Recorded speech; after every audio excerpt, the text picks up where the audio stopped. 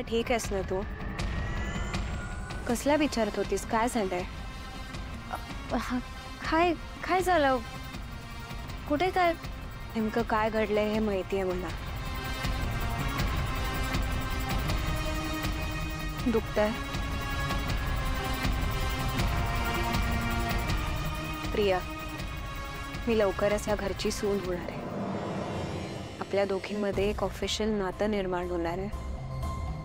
अगं आपण एकमेकींच्या जावा होणार आहोत. मग आपण दोघींनीच एकमेकींची पाठ राखायला पाहिजे ना. हे बघ, मी आज तुझ्याशी मैत्रीण म्हणून बोलते, ठीक आहे?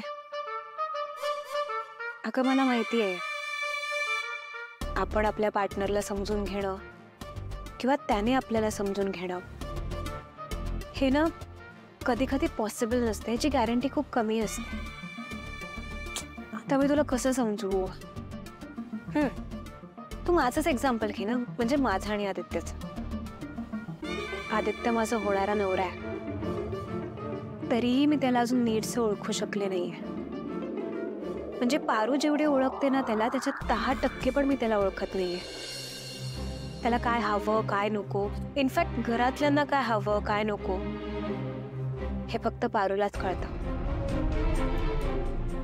नाही म्हणजे मला तरी नाही वाटत ग असं, पण मला वाटतं. आता तू प्रीतमचं एक्झाम्पल घे ना. प्रीतमच्या प्रत्येक टॉपिकमध्ये पारू त्याला सल्ला देते, तेही तू त्याच्या आयुष्यात असताना. नाही, ऑफकोर्स ते दोघं बेस्ट फ्रेंड्स आहेत. तरी अनुष्का, नेमकं काय बोलायचंय तुला? मला काहीही म्हणायचं नाहीये प्रिया. तू फक्त लक्ष दे. या घरात तुझी जागा दुसरं कोणी घेत नाहीये ना. म्हणजे एवढंच की मला काळजी वाटते प्रिया तुझी. गोड बोलून चांगलं वागून पाठीत खंजीर खुपसणारी माणसं असतात. तू त्याची काळजी घे. आणि मी जे काही बोलले त्याचा विचार कर.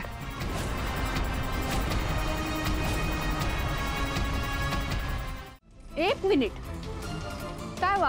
काय चुकीचं वागलीये मी? सांगा मला. सतत आपल्याला मला बोलत असतात, मला पण सुधारायचंय, पण कसं सुधारू मी? या घरात कोणालाच माझी किंमत नाहीये, कोणीच सपोर्ट नाही करत मला. तू असं बोलायला लागली की छातीत गडगडायला लागतं माझ्या. डोळ्यातलं पाणी पुस तुझ्या. नाहीये.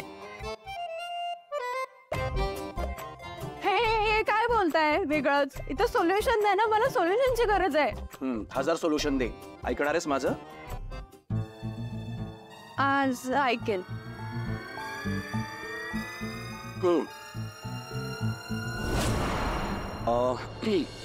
तू एक काम कर, तू मौन व्रत ठेव. मौन व्रत? पण किती वेळ धरायचं हे मौन व्रत? आत्तापासून पुढचे 24 तास कोणालाही काहीच बोलायचं नाही, एक शब्दही.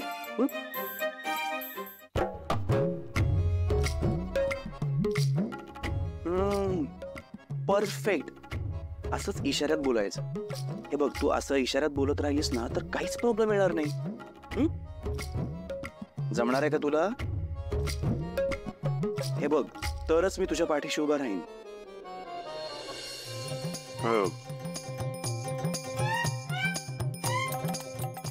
All the best.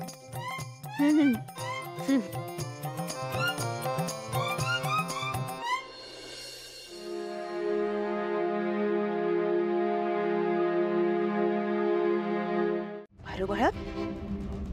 काय झालं? शांत हो. काय झालं बोल तरी. आत्या मला तुमच्याशी बोलावंसं वाटलं म्हणून मी इकडे आले.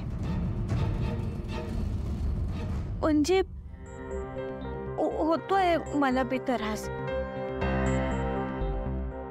कसं वागावं या परिस्थितीत तेच कळत नाही मला.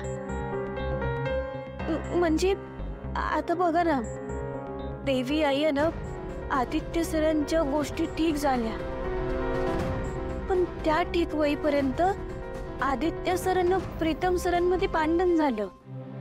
पारू, अगं काय बोलायचं ते स्पष्ट बोल ना. काय झालं?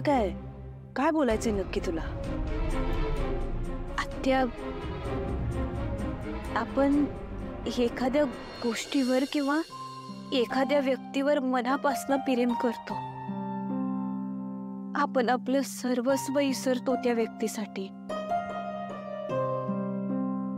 आणि आपल्या डोळ्यासमोर ती व्यक्ती. बोल ना, वाक्य पूर्ण कर.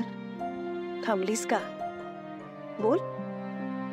आत्या, ते मी आदित्य सरांना प्रीतम सरांच्या नात्याबद्दल बोलत होते. बाकी काही नाही. खोटं बोलतेस तू. पारू बाळा, तुझ्या मनात काहीतरी वेगळं चाललंय आणि बोलतेस काहीतरी वेगळं. आत्या, माझ्या मुलांचं काय? खोळी आहे मी, आणि माझं मन मी. समजूतदार आहेस तू, शहाणीस.